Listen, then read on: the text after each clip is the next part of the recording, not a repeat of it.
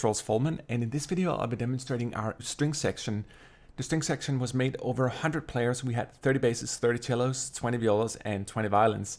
And one of the beautiful things about that setup is that it's all evenly aligned on the keyboard, so you can play from the high violins down to the deep basses, and it's all very tempered, even though it's tempered in a 100-piece string section way.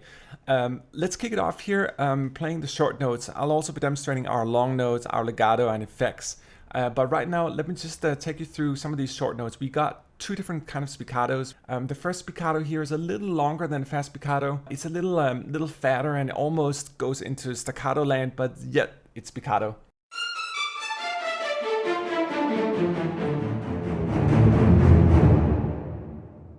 So as you can hear, it's pretty meaty all across the different ranges.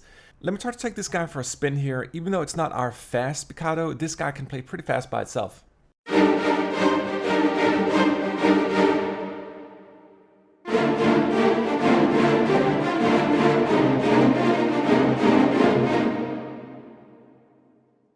So as you can hear, even though it's a 100-piece section, it can actually play really fast and defined, which is awesome. But let me take this guy for another spin here and just play something very traditional spiccato.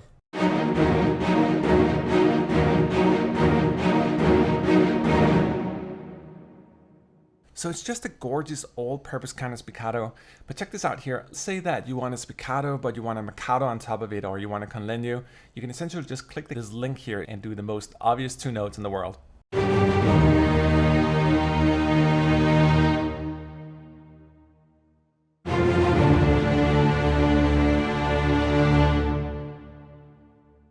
Now that's what a maccato is supposed to sound like.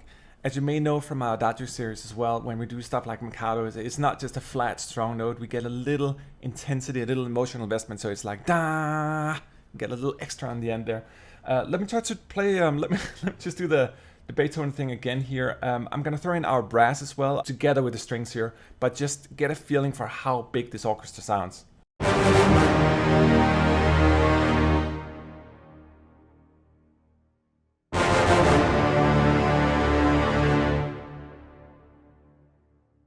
Alright, let's move on. Let me just try to play the spiccato fast, and then while I'm playing, I'm just going to switch to the spiccato as well, the regular one, so you can hear the difference between the tightness and the sound.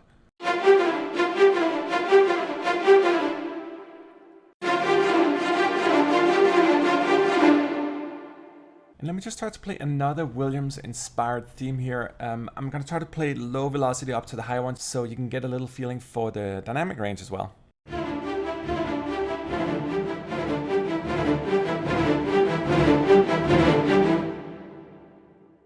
One of the gorgeous things about this fast spiccato is that it's tight all along from the basses up to the high notes as well. Let me try to play a little more elaborate interval jump here, just to get you feeling for what kind of things you can do.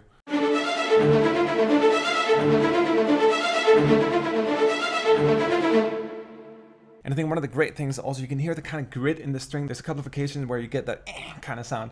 It's cool. Let me also show here our conlegno and Bartok articulations.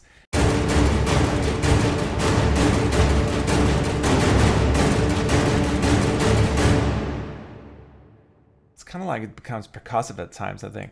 Check out the Bartok as well.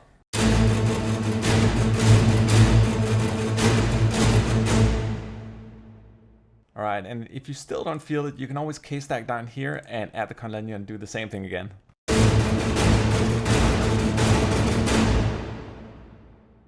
And if you still don't feel the Bartok and conlegno love, try to use the effects here. We got our group Bartoks, we got savage hits and savage phrases, which is also something we have for the brass and woodwinds, and they all belong together. But let's kick it off here just with some group Bartok.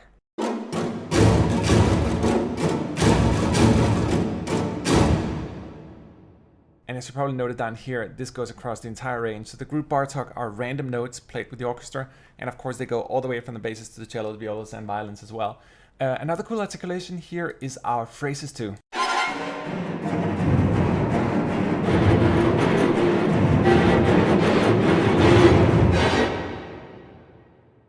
They're just great for that kind of dedicated, insane, savage motion where you get like da da da da da da da da, which is hard to mimic with normal samples. You kind of need it done that way. Let's move on here to the long notes.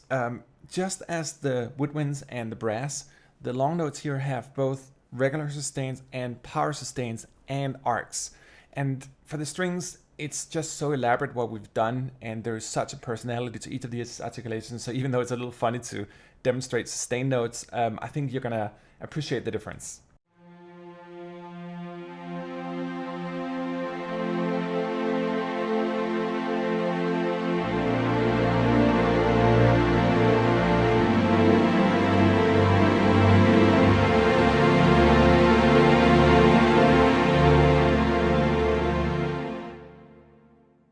And as you probably also heard, I was sort of fading things down in the end. I like to use CC1 and CC11, which are these two controls here, and use them separately. It gives a little more motion in the sound. You can also link them here and connect them. But let's try to go on here to the power sustains. I'm going to play something a little more crescendo-like, so I'll try to play softly in the beginning, and then I'll gradually try to mod wheel myself into fortissimo as I play.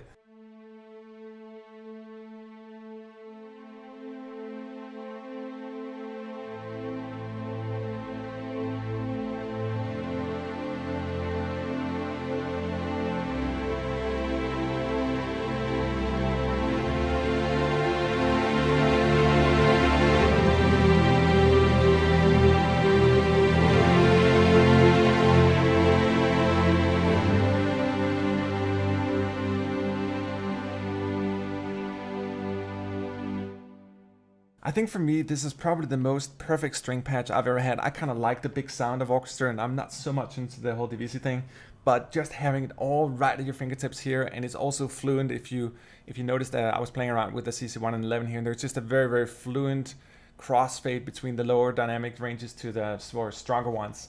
But even with a great patch like this, there's only so much you can do with your fancy CC controls and all that stuff. Sometimes you just need it played the right way. And the way we covered that was to do our legato, which I'll demonstrate a little later, with our sustains and power sustains, but also with our arcs here. The arcs is obviously a concept that Colin and I have explored in great lengths in our Adagio series, where we have over 120 of them, but we also did them for 8W, and I think when you hear it right now, you can hear an intensity that's really hard to mimic with a mod wheel.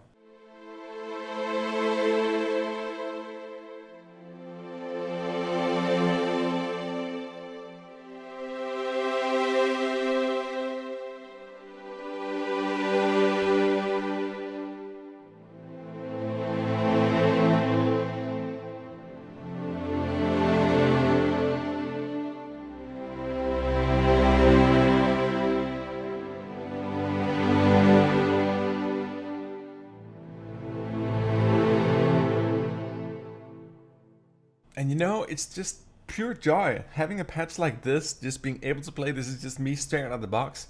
It just works. And I think there's just a quality here that you really don't hear that often in libraries, where it just works right on the keys. Let me try to demonstrate an arc here that has a little more invested notes in the fortissimo, and it starts a little more tense as well. And it's a good counterpart to the PFP as well, because you can sort of mangle and go between the two. But let me just isolate this one right now and play it.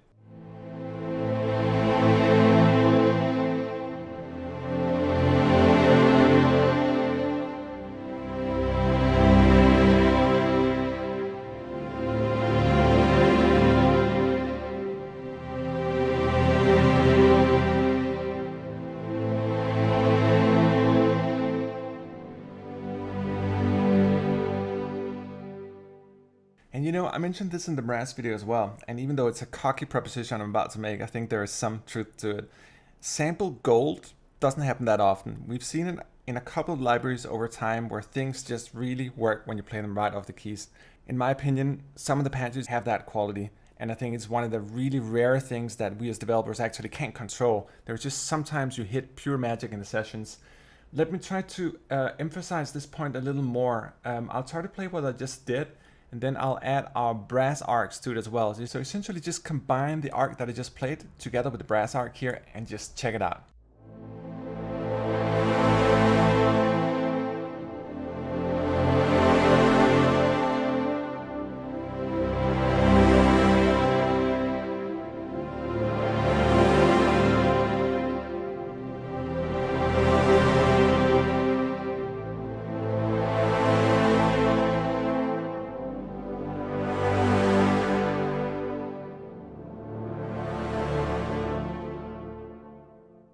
I mean, I'm getting all teary-eyed here and stuff. Let me move you down here to the legato as well, which is the last part of the video.